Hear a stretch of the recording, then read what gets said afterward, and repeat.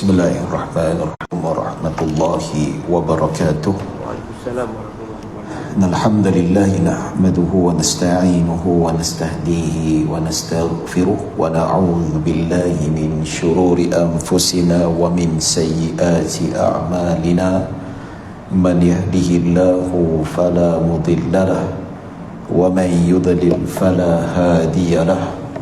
Asyhadu an la ilaha illallah wahdahu la syarika lah wa asyhadu anna sayyidana Muhammadan abduhu wa rasuluh. Allahumma salli wa sallim wa zid wa barik ala sayyidina Muhammadin abdika wa rasulika an-nabiyyil ummi wa ala alihi wa sahbihi ajma'in. Subhanaka la ilma lana illa ma 'allamtana innaka antal alimul hakim. Rabbi syrah li sadri wa yassir li amri wahlul 'uqdatan min lisani yafqahu qawli, amma ba'd. Alhamdulillah thumma alhamdulillah, bersyukur pada Allah Subhanahu wa taala atas segala nikmat dan limpahan kurniaan daripada Allah. Dengan izinnya pada hari yang berbahagia ini, penghulu segala hari, kita dapat diberi hidayah oleh Allah, iaitu Allah memberi hidayah kepada kita untuk kita berada dalam ketaatan dan kesyukuran atas segala nikmat Allah dengan mengerjakan ibadah-ibadah yang telah difardukan oleh Allah dan disunatkan oleh baginda sallallahu alaihi wasallam. Mudah-mudahan kita mendapat rahmah dan maghfirah dan mendapat keredaan daripada Allah Subhanahu wa taala. Pertama sekali saya nak ucapkan ribuan terima kasih kepada Surau Putra Al-Amin yang memberi peluang kepada saya untuk bertazkirah pada hari ini, lebih kurang dalam tempoh yang tak lama, sekejap.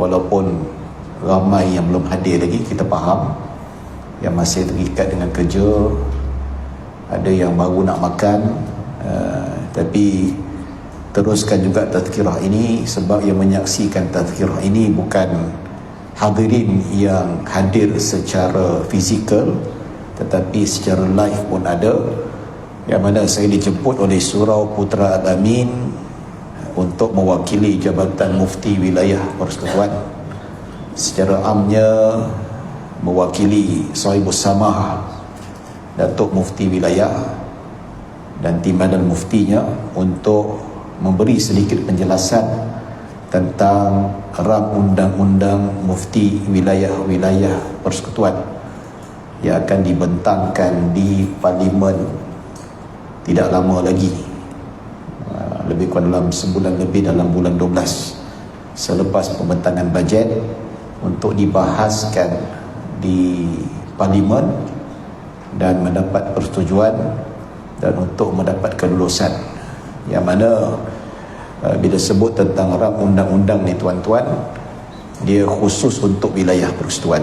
Bila sebut wilayah persekutuan, dia macam negeri juga. Orang kata wilayah persekutuan ni negeri lah, iaitu merangkumi kawasan Kuala Lumpur, Putrajaya dan Labuan. Itu saja. Kalau sebut tentang Mufti Wilayah Persekutuan untuk 3 wilayah ini, dia tak beyond territories selain daripada 3 tempat ini. Sebab kalau saya pergi overseas, mereka ingat Mufti Wilayah Persekutuan ni Mufti Malaysia. Sedangkan kita dekat Malaysia ni ada 14 orang mufti. Setiap negeri ada mufti. Negara lain ada 1 mufti, Malaysia ada 14 mufti. Kalau orang nak petikaikan sistem ini, tolong belajar sejarah tuan-tuan. Bagaimana pembentukan negara Malaysia, yang mana atas pengorbanan Tuanku Duli Yang Maha Mulia Sultan-Sultan Melayu yang bersetuju untuk digabungkan menjadi satu negara.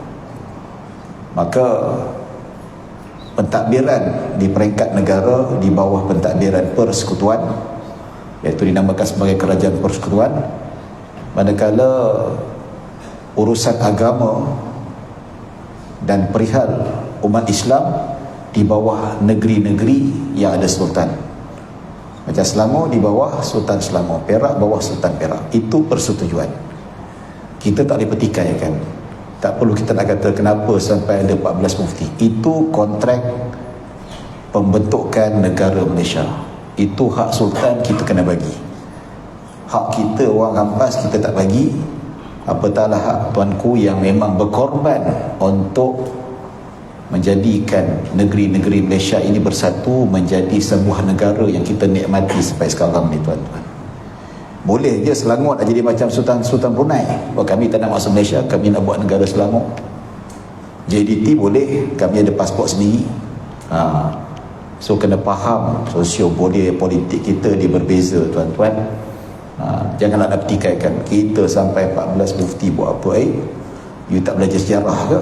You tak tahu macam mana pengorbanan sultan-sultan untuk membentuk satu negara yang besar, boleh katakan besar, alhamdulillah. Kalau tidak, jadi macam Singapura lah, setiap negeri itu negara. Kan? Nak pergi mana? Balik kampung. Dah lah nak balik Kelantan jauh. Lepas tu nak kena pakai 2 pasport. Pasport masuk Pahang, pasport masuk Kelantan. Nanya tu tuan-tuan. Betul tak? Orang nak balik JDT pakai pasport. Tapi ini pengorbanan tuanku untuk membentuk. Tapi hak tuanku kena jaga. Kuasa agama di bawah negeri-negeri. Okeylah, pentadbiran seluruhnya di bawah pentadbiran kerajaan persekutuan. Jadi bila orang faham sejarah, dia faham. Yang tak faham sejarah nanti dia akan terus mempertikaikan ataupun ada urusan-urusan yang kita kata tak sepatutnya dibangkitkan tuan-tuan. Jadi wilayah ni negeri, cuma pentadbiran bukan di bawah kerajaan negeri tetapi di bawah pentadbiran kerajaan persekutuan. Jadi dia punya penjawat awam pun di bawah persekutuan, bukan kerajaan negeri. Kalau Selangor pegawai kerajaan dia memang lantikan bawah negeri, ada juga lantikan persekutuan. Manakala kalau kita lihat enactment di negeri-negeri, kalau kita nak gubal undang-undang, maka cukup di bawah persidangan dun-dun ataupun adun-adun dalam sidang dun yang ditetapkan. Tapi di peringkat wilayah kita tak ada dun, kita ada parlimen saja. Jadi untuk mendapatkan lulusan gubalan undang-undang di wilayah persekutuan, maka perlu dibahaskan di parlimen dan mendapat persetujuan majoriti ahli parlimen. Jadi sebab itu dibentangkan RUU Mufti ataupun rang undang-undang Mufti wilayah persekutuan untuk diluluskan jadi satu akta yang tersendiri dalam pelantikan mufti. Enactment berkaitan dengan fatwa, akta berkaitan dengan kiblat, akta berkaitan dengan apa-apa saja berkaitan dengan hukum hakam di wilayah persekutuan, maka RUU Mufti ini sebenarnya memperkukuhkan undang-undang mufti yang sedia ada. Sebelum ni tak ada ke akta? Ada, tapi dia masuk dalam akta 505. 505 apa? Akta pentadbiran dan undang-undang orang Islam wilayah persekutuan. Dia ada satu klausa kecil saja. Jadi kali ini perlu kita buat seperti negeri-negeri lain, iaitu mufti ada akta dia tersendiri untuk memperkasakan, untuk memperkuatkan lagi kedudukan mufti itu. Dan sudah tentu banyak sekali dekat media-media sosial dijawab oleh menteri dan pihak kerajaan bahawa dia hanya penambahbaikan dan sama sekali tidak memberi kuasa yang lebih pada mufti. Kuasa tetap sama tuan-tuan. Kuasa tetap di bawah Raja-Raja Melayu dan di bawah Agung. So kita di wilayah persekutuan ini tuan-tuan, siapakah ketua agamanya? Kalau negeri-negeri ada sultan, 9 sultan, ketua agamanya adalah Raja-Raja Melayu, Perak, Terengganu, Johor. Ya, kalau negeri 9 di bawah yang di-Pertuan Besar dan Undang-Undang 4. Kalau macam negeri yang tak ada sultan, iaitu wilayah persekutuan, Pulau Pinang, Melaka, Sabah dan Sarawak yang tak ada sultan, siapakah ketua agamanya? Siapakah yang nak endorse fatwa supaya diwartakan tuan-tuan? Tuan yang terutama, jawapannya tidak. Sebab undang-undang persekutuan menulis peruntukan bahawa kuasa agama hanya di bawah sultan saja ataupun Raja-Raja Melayu. Jadi mengikut perundangan, negeri-negeri yang tidak ada sultan, kuasa agama mereka adalah ke bawah duli yang maha mulia Seri Paduka Baginda yang di Pertuan Agong. Wilayah Pulau Pinang, Melaka, Sabah dan Sarawak, bukan TYT. TYT ada peranan yang besar dan ada peranan yang lain.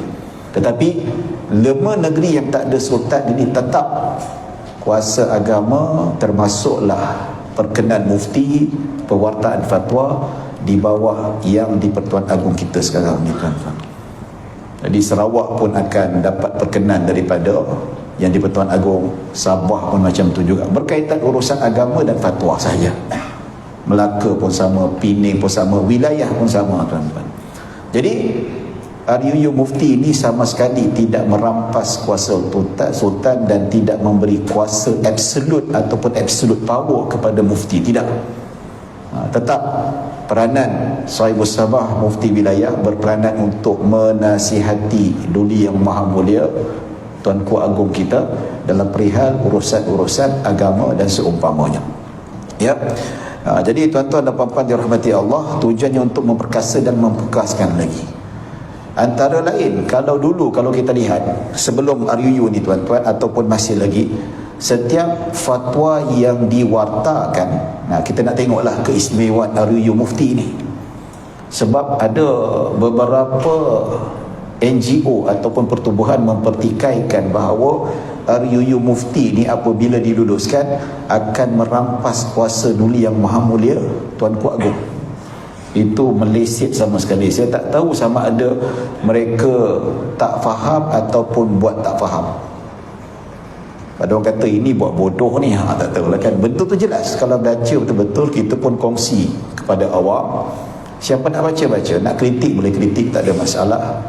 Ya, berkenaan itu. Tapi tuduhan yang mengatakan RUU Mufti ini merampas kuasa tuanku, itu satu tuduhan fitnah yang tidak berasas sama sekali.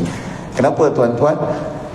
Yang ada sekarang ni, sebab saya sendiri daripada Jabatan Mufti Wilayah Persekutuan, dan bila kita bicara tentang ni, tuan-tuan, kalau situasi sekarang, fatwa tu apabila sudah diputuskan macam mana? Diputuskan melalui mesyuarat ahli jawatan kuasa fatwa ataupun ahli jawatan kuasa perundingan hukum syarak. Maksudnya apa? Fatwa itu diputuskan bukan mufti seorang saja, mesti melalui ahli-ahli, pakar-pakar yang ada, pensyarah, profesor universiti, ulama, tok guru pondok pun kita lantik juga untuk membantu Sahibu Samaha memutuskan fatwa contemporary. So fatwa bukan seorang-seorang Datuk Mufti yang keluarkan, mesti ikut undang, mesti Datuk Mufti kata, Datuk kita putuskan fatwa hukum pembedahan dari etik, boleh ke tidak? Okey, saya putuskan. Tak boleh. Datuk Mufti tak boleh putuskan sesuatu. Dia kena bawa masuk mesyuarat dan dihadiri oleh pakar-pakar yang dilantik sebagai ahli jawatan kuasa perundingan hukum syarak ataupun dikenali sebagai ahli majlis fatwa. So siapakah ahli majlis fatwa? Pakar-pakar belaka, ulama, profesor bidang syariah, bidang usuluddin, pakar bidang perbankan Islam, dan ada juga 2 orang tuan guru pondok yang mahir kitab turas membantu Sahibus Samaha untuk memutuskan sesuatu fatwa. Jadi tuan-tuan dan puan-puan, bila fatwa sudah diputuskan melalui ahli jawatan kuasa fatwa, dan fatwa itu melalui saluran yang lain. Pertama, sama ada diwartakan ataupun tidak diwartakan. Biasa kita tengok kat internet kan, okey, hukum keputusan sekian, status fatwa tidak diwartakan. Ada, saya pernah jumpa hamba Allah, dia kata, alah buat apa nak keluarkan fatwa tapi tak diwartakan. Dia marah. Saya tanya balik, hang faham ke warta tak warta tu? Tak tahulah, aku macam tak tahulah, rasa-rasa macam faham. Dia tak faham istilah, lepas tu dia nak marah pula. Kata, baik tak ya keluar fatwa kalau tidak diwartakan? Saya tanya balik, apa maksud tidak diwartakan? You faham ke tidak? Tak tahu. Kaji dulu, study dulu, lepas tu baru boleh kritik. Orang Melayu, orang kita, dia tengok tajuk terus kritik, tak nak baca, tak nak apalah. Itu sebahagian sikap masyarakat kita. Saya kata, warta tak warta, keputusan ke tak putus, halal haram sudah diputuskan melalui ahli majlis fatwa wilayah persekutuan.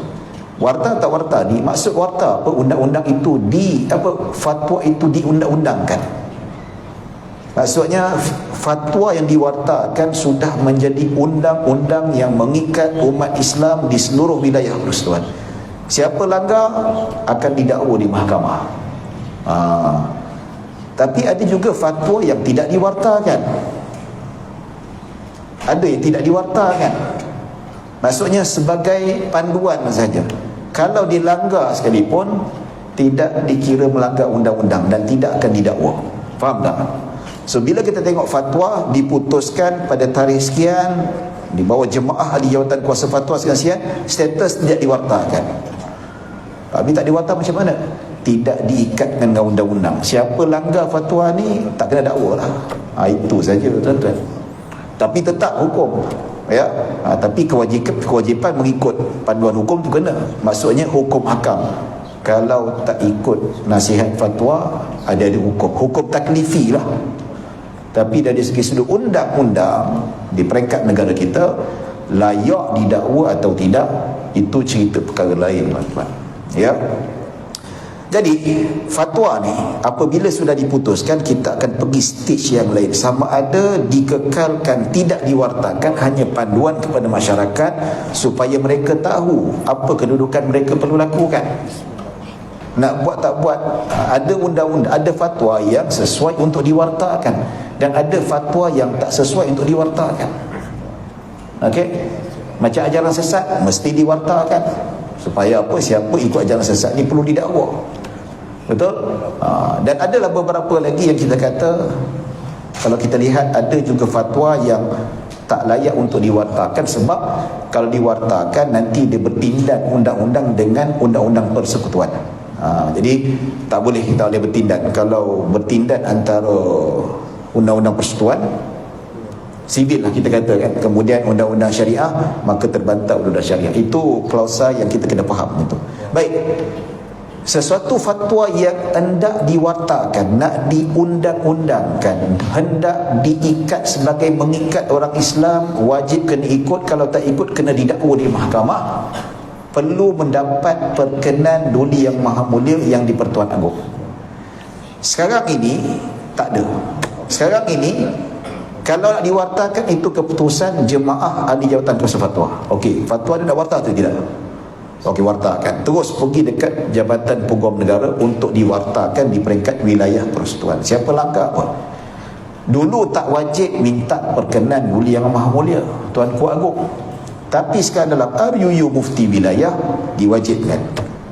So di mananya kuasa sultan ataupun agung dikurangkan, bahkan RUU ni meningkatkan lagi kuasa dan hak Tuanku Agong.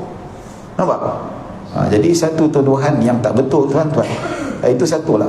Satu lagi apabila kita sebut tentang tafsiran, ya, siapakah yang layak menjadi mufti, iaitu memang kita tetapkan dalam RUU ini, menetapkan bahawa RUU mufti sini, mufti dan timbalan mufti dilantik mestilah dalam kalangan ahli sunnah wal jamaah. Syiah tak boleh, Mujassimah tak boleh, Hasyawiyah boleh, Mu'tazilah tak boleh. Dia mesti ahli sunnah wal jamaah. Kemudian ditafsirkan lagi bahawa maksud ahli sunnah wal jamaah itu iaitu mufti mestilah ahli sunnah wal jamaah. Dia ada bagi 3 pecahan. Dari segi sudut akidah, iaitu akidah ahli sunnah wal jamaah melalui aliran al-Asy'ariyah dan Maturidiyah. Ini yang konflik kontroversi ada. Satu negeri yang tak puas hati ni, tak apalah, kita bagi hak untuk dia menentang lah kan, tak apa. Ya. Kedua, dari segi sudut syariah atau fiqah, iaitu bermazhab Syafi'i. Ternamun meraihkan juga 3 mazhab yang lain dalam keadaan tertentu. Contoh, kalau fatwa kita kena beri keutamaan dalam mazhab Syafi'i, tapi dalam banyak hal, tuan-tuan, kita terpaksa keluar dalam mazhab Syafi'i sebab mengikut maslahat. Ada beberapa perkara tak dapat diselesaikan melalui pandangan muktamad mazhab Syafi'i. So memperuntukkan kalau pandangan mazhab Syafi'i tak dapat diselesaikan, kita boleh berpindah kepada 3 mazhab yang lain, iaitu Hanafi, Maliki dengan Hambali. Manakala mufti yang dilantik itu mestilah dari segi sudut tasawufnya adalah tasawuf Imam Al-Ghazali dan Imam Al-Junaid Al-Baghdadi. Sebab apa kita tentukan di sini tuan-tuan? Sebab kita tak nak ada ajaran-ajaran sesat, sufi, falsafi, batini masuk ke dalam kita. Kita nak sufi dan tarikat ni terjaga mengikut aliran yang betul, aliran sunnah Nabi SAW dan salaf. So bila kita kecilkan tasawuf ini ikut aliran Imam Ghazali dan Imam Junaid al-Baghdadi, maksudnya yang batini, yang makrifat, lepat, kuih, kuaci semua tu tak boleh masuk lah. Itu penting. Ya, sebab kalau masuk sufi batini bahaya tuan-tuan. Sufi batini kata sampai tahap hakikat hang tak payah solat dah. Dia macam tu. Jadi kita nak kekang supaya sufi ni bahawa ikut syariat dan ikut hakikat, makrifat dan sebagainya, ikut sunnah Nabi, kena ikat dengan aliran tasawuf Imam Ghazali dan Imam Junaid al-Baghdadi. Yang paling kontroversi tuan-tuan, aliran akidah Asy'ariyah Maturidiyah ni tuan-tuan. Kenapa kita ketatkan? Ada orang tak puas hati, dia kata kenapa tak masukkan aliran Ahlul Hadis? Betul, Ahlul Hadis pun termasuk ahli sunnah wal jamaah. Kalau kita lihat dalam aliran Asy'ariyah juga termasuk ulama-ulama Ahlul Hadis. Sebagai contoh, Imam Ibn Hibban, Imam Baihaqi, ya, siapa lagi? Imam As-Suyuti rahimahullah ta'ala. Puluhan bahkan ratusan ulama-ulama hadis yang berakidah ahli sunnah wal jamaah atas aliran Asy'ariyah Maturidiyah. Imam Nawawi rahimahullah ta'ala, Imam Zahabi kata dia sendiri pun Asy'ari. Imam Ibn Hajar, ulama hadis Al-Hafiz yang terakhir, mutaakhir, pun Asy'ari, yang mensyarahkan kitab Fathul Bari berapa puluh jilid tuan-tuan, mensyarahkan kitab Sahih Bukhari tu, yang mensyarahkan. Dan bila cerita tentang ayat-ayat sifat, menceritakan tentang ayat yang mutasyabihat ataupun hadis sifat, memang dia menggunakan metod Asy'ari tuan-tuan, apa-apa dirahmati Allah.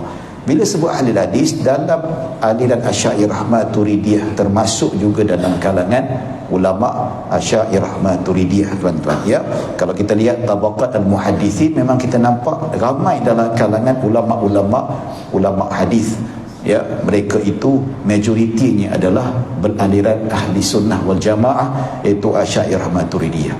Baik, kedua, kenapa kita letak Asy'ariyah Maturidiyah? Sebab itu identiti kita tuan-tuan. Islam masuk dekat Melaka, Islam masuk dekat Nusantara, Indonesia, bahkan dekat India tuan-tuan, bahkan dekat Indonesia, dekat Brunei, dekat Filipina, dekat Thailand, dekat Laos. Yang sampai kepada kita ni tuan-tuan, ulama-ulama Arab yang membawa Islam atas aliran ahli sunnah wal jamaah, yang aliran Asy'ariyah Maturidiyah. Maksudnya aliran Asy'ariyah Maturidiyah ni beratus tahun dah, beratus tahun. Boleh dikatakan semenjak awal kedatangan Islam. Itulah yang kita tahu.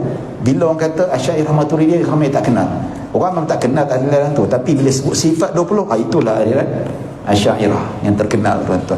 Dan saya berminat dengan kata-kata Profesor Dr. Arif Saleh, pakar pengajian Islam daripada UTM.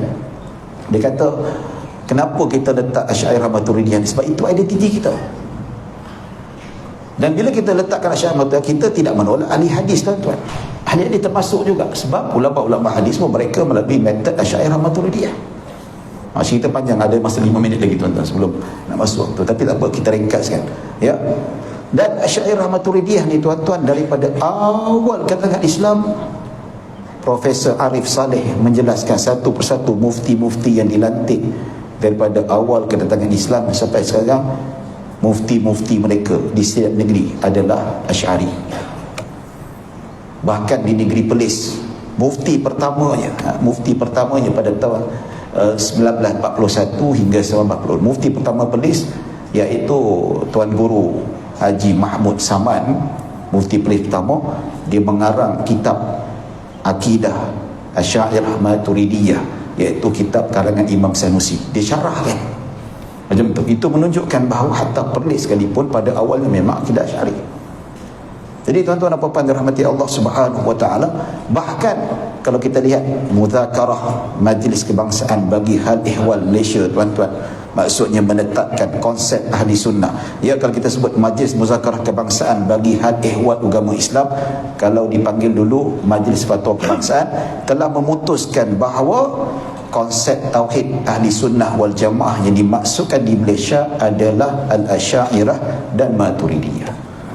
Fatwa kebangsaan ni 14 mufti gabung, tuan-tuan, putuskan. Mereka putuskan bahawa kat Malaysia ni ahli sunnah wal jamaah sebut Asy'ariyah Maturidiyah.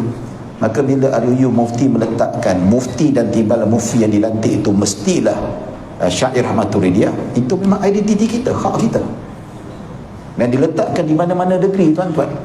Dan begitu juga ya yang disebutkan oleh majlis raja-raja, tuan-tuan. Majlis raja-raja ni sultan kita lah, agung-agung kita ni, yang bila sebut tentang pun menyatakan juga, menetapkan juga bahawa ahli sunnah wal jamaah di Malaysia ini adalah di bawah aliran Asy'ariyah Maturidiyah, tuan-tuan. Ya, jadi bila kita tetapkan aliran Asy'ariyah Maturidiyah, bukan kita menolak aliran Ahlul Hadis yang lain. Contoh, kita tolak Fudala Hanabilah, tidak. Ya, Fudala Hanabilah pun mereka juga adalah ahli sunnah wal jamaah, cuma manhaj berbeza. Tapi bila kita tetapkan dalam bentuk manhaj kita, memang kita berikan manhaj Asy'ariyah Maturidiyah. Ya, Fudala Hanabilah dia bukan Asy'ariyah Maturidiyah, tetapi dia pun ahli sunnah wal jamaah. So bila kita letak Asy'ariyah Maturidiyah, adakah kita menolak golongan ini? Tidak. Imam Subuki, ulama Asy'ari, ulama Syafi'i pun mengatakan golongan Fudala Hanabilah pun ahli sunnah wal jamaah, macam kita juga. Tapi dalam bentuk pembelajaran, bentuk fatwa, dalam bentuk silibus sekolah, dalam bentuk apa, kita dah tetapkan satu manhaj yang kukuh. Kita tak nak campur manhaj Fudala Hanabilah masuk sekali jadi pening kepala, tuan-tuan. Cukup satu. Dalam masa yang sama kita meraihkan pandangan yang lain, manhaj yang lain. Begitu juga kalau kita lihat bagaimana dalam fiqah kita menetapkan mazhab Syafi'i itu prioriti. Tapi adakah kita menolak mazhab lain? Mazhab Syafi'i mazhab rasmi, Hanafi sesat, Maliki sesat, Hambali sesat? Of course tidak, kan? Tapi dari segi sudut pendisiplinan, dari segi sudut penetapan disiplin sesuatu kedudukan manhaj itu. Jadi manhaj itu, kita pilih satu manhaj, sistem dia akan jadi sistem yang teratur. Sama jugalah sistem pentadbiran negara. Amerika cara lain, ya, Eropah cara lain, British cara lain. Kita Malaysia ambil yang mana, tuan-tuan? Kita ambil sistem acuan kita sendirilah, memang asal daripada British, tapi kita gunakan konsep cara kita sendiri. Satu manhaj. Tak guna kita campur-campur, kita ambil mana kita nak, tak ada. Tapi kita jadikan satu sistem yang teratur dan mudah. Dan yang penting juga, kenapa kita meletakkan bahawa Asy'ariyah Maturidiyah ini adalah satu perkara yang penting, sebab boleh dikatakan hampir seluruh negeri ada enactment, ada akta, ya, ada pecahan dalam peraturan tauliah dan sebagainya, memang meletakkan Asy'ariyah Maturidiyah majoriti Malaysia. So apa salahnya wilayah persekutuan nak ikut negeri-negeri lain? Betul tak? Dan kedua, kenapa Asy'ariyah Maturidiyah ni, tuan-tuan? Sebab satu manhaj yang sangat-sangat moderate, yang tidak mudah mengkafirkan ahli kiblat, yang tidak mempromosikan keganasan, tuan-tuan, dan tidak memudahkan untuk bid'ah isu-isu khilaf. Tuan-tuan kalau tengok dekat media sosial ni sekarang, ada pelopak-pelopak puak-puak ekstremis, ya, macam ekstremis dalam bentuk jihad tu, Salafi jihadi, golongan Salafi yang memang jadi ISIS, jadi Daesh. Kita nak tolak. Jadi manhaj Asy'ariyah ni menolak ideologi seperti ini, tuan-tuan. Dan dekat internet, demi Allah, tuan-tuan, saya ada screenshot banyak. Memang golongan ni dah sudah mula mengkafirkan Asy'ariyah, menjauhkan, dia kata Asy'ariyah ni bukan ahli sunnah, ahli bidah dan sebagainya. Puak-puak ni. Maka kita nak bendung ekstremis daripada terus menular dekat Malaysia ni, tuan-tuan, maka kita bawa satu manhaj yang sangat wasati, pertengahan, yang tidak mengkafirkan ahli kiblah dan tidak mudah membida'ahkan amalan-amalan khilaf yang dikhilafkan oleh para ulama. Ya, tuan-tuan dan puan-puan dirahmati Allah Subhanahu wa taala. Jadi itulah serba sedikit yang dapat kita jelaskan. Waktu pun dah hampir tamat, tak lama lagi Zuhur dah masuk. Saya rasa elok saya berhenti di sini. Banyak lagi saya nak sampaikan, tuan-tuan, tapi cukup dengan sedikit perbahasan yang saya rasa boleh membantu untuk kita mendapat maklumat yang boleh membetulkan salah faham yang tak sepatutnya timbul. Tapi tak sebut, Salah faham yang timbul ni ada dua sebab lah. Pertama, sebab mereka sengaja untuk cari polemik ataupun nak menggagalkan, dan kedua atas sebab kurang faham. Maka target saya pada hari ini untuk menjelaskan kepada mereka yang kurang faham, insya-Allah. Baik, setakat itu saja tuan-tuan yang dapat saya sampaikan. Mudah-mudahan kita mendapat rahmah dan maghfirah. Mohon maaf kalau ada salah silap, kalau ada kekurangan yang baik hanya daripada Allah Subhanahu wa taala. Kekurangan kesilapan datang daripada diri saya sendiri. Aku qouli hadza wa astaghfirullahalazim li wa lakum wa lisa'iril muslimina wal muslimat wal mu'minina wal mu'minat. Bismillahirrahmanirrahim. Allahumma ja'al jam'ana hadza jam'an marhuma wa tafarruqana min ba'di tafarruqan ma'suma. Allahumma la tad'a maqamina ذنبا إلا غفرته ولا أما إلا فرجته ولا مريضا إلا شفيته ولا حاجة من حوائج الدنيا والآخرة إلا قضيتها يا رب العالمين. صلى الله على سيدنا محمد وعلى آله وصحبه وبارك وسلم. الحمد لله رب العالمين. السلام عليكم ورحمة الله وبركاته.